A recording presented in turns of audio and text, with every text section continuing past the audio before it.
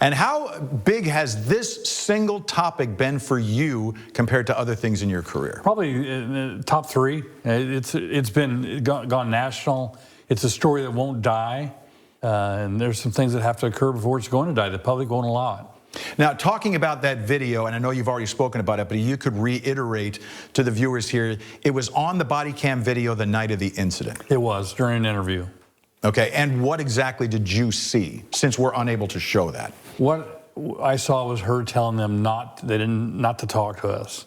The deputy that was doing the interview admonished her that that was illegal. She couldn't do that, and she agreed. And then she stared at the boys, and we can finish the interview. Now, at some point, we've asked about the video being released. Obviously, it's not being released at this point. And you're saying that this video has been provided to the state authorities, the DOJ and the AG's office during their investigation? Yes, it was all provided to them. In the very beginning, they refused to take the case. We had no prosecuting authority. One of the reasons we didn't arrest is we had no way to arraign him within 48 hours. But the state attorney general took the case. They have all the information, they have all the videos, and they made their decision based on that. And I said from the very beginning, this investigation was done properly, not handled properly. Opted out, meaning okay. When you're taking a look at the different things, and I know that this is out of your arena, but just your opinion on this, people are calling for Kathy Scrivner at the very least to step down from the high school district board of trustees and possible charges being brought. Your impression of that? Well, I'm not going to give her advice. She has to do whatever she thinks she should do. Okay. You have to understand this is her son, and you have to weigh that, but these are also her grandchildren, and that's a tough position to be in. But the state attorney general decided to do what he decided to do.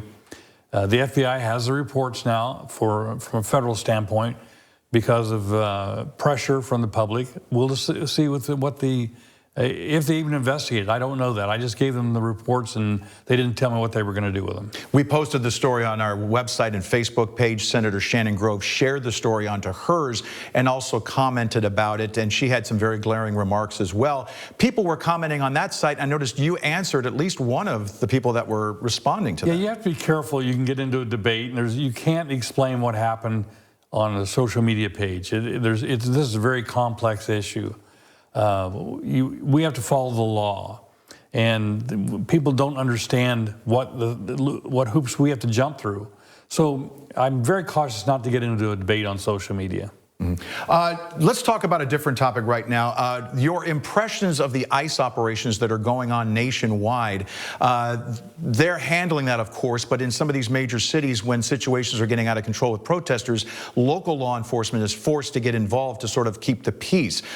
Do you have plans in place should something like that arise out here? Yeah, we're in federal task forces. We talk to our federal counterparts, not particularly ICE, but we know if they call for help, any of those federal partners, their law enforcement, we'll be there to help them. We train and crowd control. We have less lethal weapons. So we're prepared to do that. Geographically, they don't get a big bang for their buck in the county. They generally go to the cities where the populace is. Has there been an instance where the Sheriff's Department has other agencies in like LA or somewhere reached out for your help? Yeah, we've responded to mutual aid requests several times. If you go back to the 60s and 70s, we had the UFW strikes. We had the boron strike twice.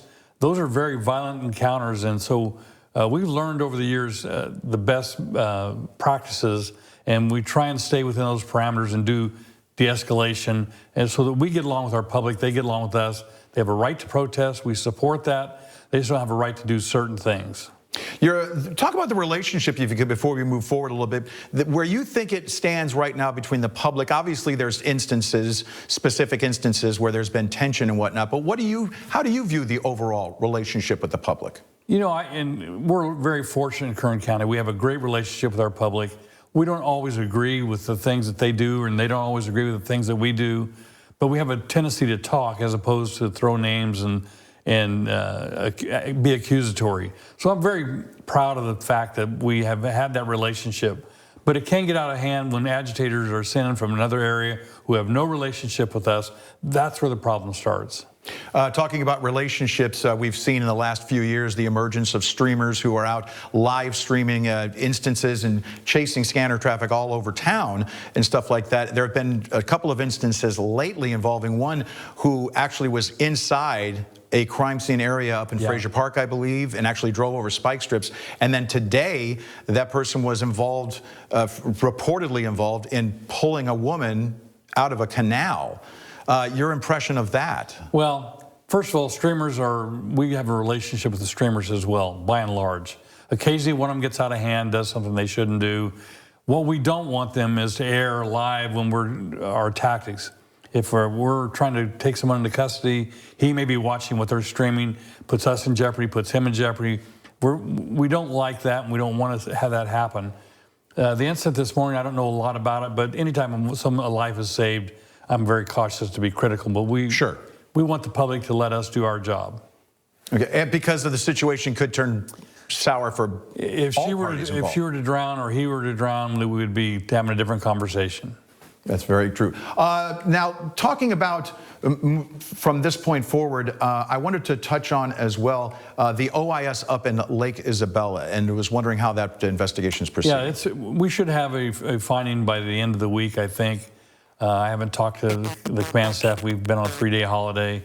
But the shooting, anytime you have a shooting, we have to do an incident review board. It's done by the chiefs. They come back with a recommendation to the sheriff, and I either approve or disapprove of that recommendation. What type of that instance was that compared to? We're looking at video of the OIS at Potomac Park. How do those two differ from the one up in? You have to, when someone's armed with a gun, it's really very dangerous. If you wait too long, you're a dead man. And that line is found by the individual officer through his or her eyes. What they see at the moment they pull the triggers is most important, because the camera doesn't capture everything, and the officer doesn't see everything the camera captures. So it's a very complex issue, but it's from the eyes of the officer involved. And speaking of video, do you foresee a time when that video involving Kathy Scrivner and your deputies might be made public? You know, that's outside my realm of. We have the video. The court sealed the records. We're going to try and give Christine copies of the reports because she's asked for them. And if that happens, that probably will not include the body-worn cameras. But we may be able to release part of it. You know, you're dealing with kids and sex crimes. And you're covered by the Welfare and Institution Code on what you can release and what you can't. So we're very cautious about not violating the law to make the public happy. And sometimes you want to do that, but you can't. Very good. Sheriff Donny Youngblood, thanks for coming in this morning and sharing your thoughts. Appreciate it.